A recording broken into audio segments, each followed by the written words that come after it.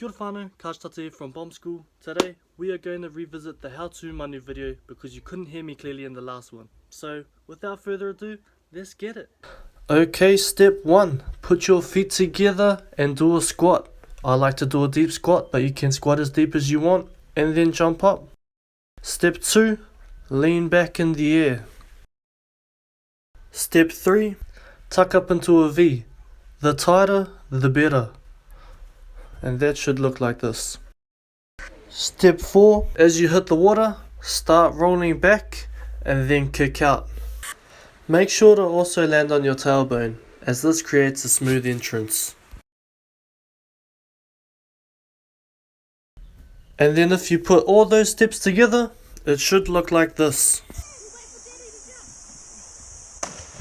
Ooh.